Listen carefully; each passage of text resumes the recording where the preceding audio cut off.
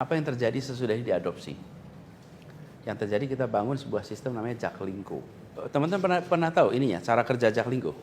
Bapak sekalian, operator kendaraan umum di Jakarta itu ada banyak. Ini operator-operator kendaraan umum. Namanya ada KWK, Metro Mini, dan lain-lain. Ini semua operator. Kemudian di sini namanya penumpang.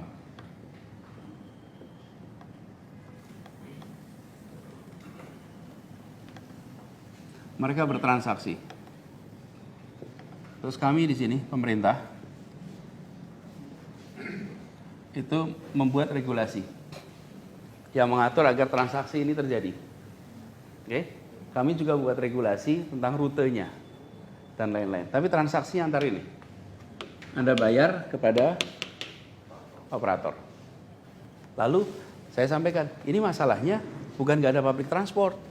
Di Jakarta tuh ada public transport, tapi tidak integrasi. Jadi kata kuncinya adalah integrasi. Jadi ini harus satu kesatuan.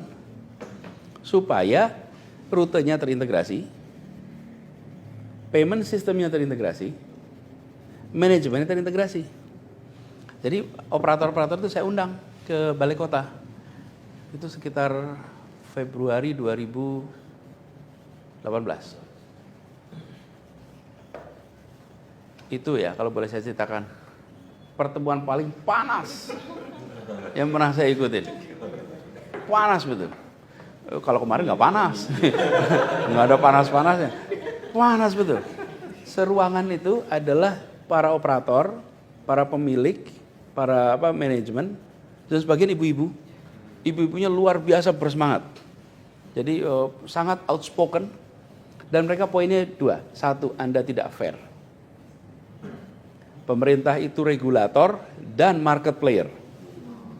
Anda regulator dan Anda punya perusahaan namanya TJ. Oke, terus Anda bikin aturan yang menguntungkan Anda. Kami semua menderita gitu. Oke, very clear. Saya bilang paham. Jadi saya rapat itu tuh kan, saya bilang saya ini sekarang ini lagi mau mulai perubahan. Jadi saya Bapak Ibu sekalian, saya mau ajak kita jalan sama-sama. Tapi nomor satu, saya terima kasih Anda sudah membantu memberikan public transport. Terima kasih. Dan terus mereka bilang apa? Pertama kali ada yang bilang terima kasih sama kami katanya. Kami ini nggak berani terima kasih sama negara. Terus dan itu pertemuan pertama dengan gubernur. Kemudian yang kedua, kami akan bangun sebuah sistem, kami akan ajak Anda untuk bergabung. Sistemnya seperti ini. Nah, saya jelaskan. Ini operator semuanya, Anda kan transaksi nih. Sekarang kami mau ubah.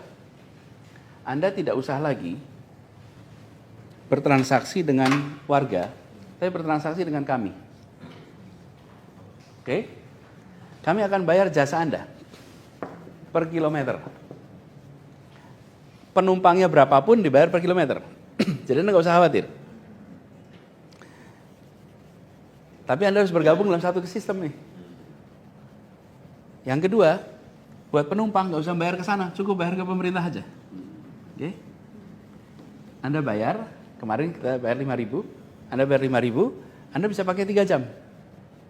Kemana saja. Bisa gonta-ganti antar ini tanpa harus ada extra payment. Anda mau bergabung, let's work together. Proses menentukan tarif per kilometernya, kan disepakati ini. Ada microbus, ada medium bus, ada large bus, itu 6 bulan 88 kali pertemuan. Sabar sekali. Dan dunia nggak tahu kalau itu terjadi. Itu belakang layar. Sampai akhirnya ketemu berapa unit cost per kilometer. Tapi apa yang terjadi? Sehat.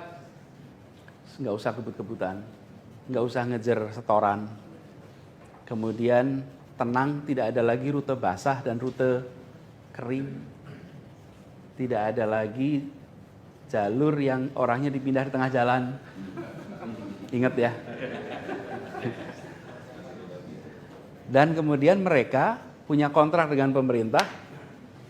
Coba cari kalau masih ada Metro Mini Jakarta sekarang. Apa yang terjadi? Mereka punya kontrak ke pemerintah. Perusahaannya ganti armadanya. Tanpa harus kami perintahkan, ganti. Mereka juga kepengen ganti kok selama ini. Cuman uangnya nggak ada. Karena itulah kenapa kampas remnya bermasalah, kampas koplingnya bermasalah. Karena revenue dari sini nggak cukup. Ini dihitung beneran nih biayanya. Ekosistem public transport kita jadi sehat. Very healthy. Jadi kita bukan begini loh caranya. Kalau yang saya jangan kemudian Transjakarta digedein semua dimatikan. Jangan, ini dihidupkan. Justru sekarang mereka merasa sekarang kami bisa berusaha dengan baik, pemerintah membeli jasa kami. Ekosistem itu nggak mati, tapi dibuat sehat. Biayanya, nah di sini ada selisihnya nih.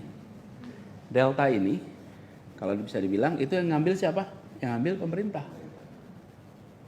Biaya di sini misalnya alfa, di sini beta, kemudian terjadi kan? Ada kenyataan ini. Kenyataannya begini nih. Siapa yang absorb? Yang absorb adalah subsidi dari pemerintah. Kenapa? Karena biaya yang harus dikeluarkan lebih besar daripada yang kita terima dari masyarakat. Nah, ini teman-teman yang kemudian kita masukkan sebagai subsidi. Begitu ini terjadi, terjadilah perubahan di masyarakat. Perpindahan dari kendaraan pribadi ke kendaraan umum muncul. Sayang tengah-tengah itu terjadi, muncul pandemi. Ya kan pandemi orang nggak naik kendaraan umum gitu. Coba lihat datanya Pak. Jadi ini Jaklingko itu yang menurut saya menarik tuh grafik yang kanan aja guys, segedein yang kanan. Yang kanan, daily ridership. Nah itu dia. Oke, bayangkan dari 350.000 jadi 1 juta. Itu Ridership. Daily. Jadi ada satu orang sekarang yang naik 1 juta orang yang naik kendaraan umum. Nah kita berharap by 2030 4 juta. Kalau 4 juta orang bisa naik kendaraan umum, Jakarta akan menjadi kota di mana biaya mobilitas akan murah. Nah kemudian yang kedua, coverage-nya. Coverage-nya sekarang 82%. Tahun 2017 hanya 42%. Sekarang 82%, we double the coverage. Kenapa double coverage bisa? Angkot-angkotnya itu datang ke semua tempat tenang. Wong saya dibayar per kilometer kok. Di seluruh dunia kalau kendaraan umum itu cost-nya dihitungnya per kilometer, bukan per penumpang. Kalau enggak pada balapan. Kita ini dari dulu lihat stiker tulisannya sesama bis kota dilarang saling mendahului. Tapi kita nggak menganggap itu masalah gitu loh. Loh, itu problem. Kok bisa tuh loh sesama bis kota saling mendahului? Ya dia rebutan penumpang.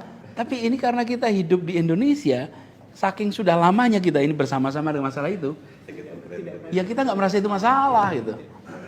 Padahal itu masalah. Walaupun memang sekarang jadi kurang romantis buat sastrawan. Iya, kan nggak ada asapnya, nggak ada dramanya. Jadi kalau buat penulis itu kurang inspiratif, kaku gitu. Nah, ini efeknya di Jakarta. Walaupun kita hari ini masih punya kemacetan, tapi look at what happened. Congestion level Jakarta 2017, 2018, dan 2019. Itu aja dulu dah. Sebelum ada apa? Pandemi juga. Terus kemudian kita turun ke level, ini adalah ranking kemacetan dunia. Nah, kita, seluruh dunia ngalamin pandemi, bukan hanya kita. Tapi bahwa kita sekarang itu kemacetannya, tingkat kemacetan kita lebih baik daripada Tokyo. Padahal Tokyo itu public transportnya sempurna. What does it tell you? You have perfect public transport, okay? Yet your congestion level is 17 in the world most congested. Artinya public transport maybe is not a substitute for congestion. Okay? Tapi public transport memberikan apa? Certainty. Kalau naik public transport dari sini ke sini 34 menit, udah pasti. Okay? Jadi yang diberikan public transport adalah certainty. Sebuah kota bisnis yang modern yang diperlukan adalah facility that provide you certainty. Kenapa? Ya kalau congestion itu tergantung jumlah mobil dan panjang jalan, bukan soal ada public transport dan tidak. Has nothing to do. It's a simple logic. Nah, maksud saya policy makers nggak boleh bertindak seperti private entity. Policy maker itu harus bertindaknya dengan membayangkan skalanya, skala kolektif, bukan skala pribadi. Ini electric bus kita lakukan. Oke. Akibat itu semua, alhamdulillah Jakarta was awarded Sustainable Public Transport. Sustainable Transport itu tidak mengatakan bahwa Jakarta is the best, bukan. Cuman Jakarta tuh deltanya terbesar.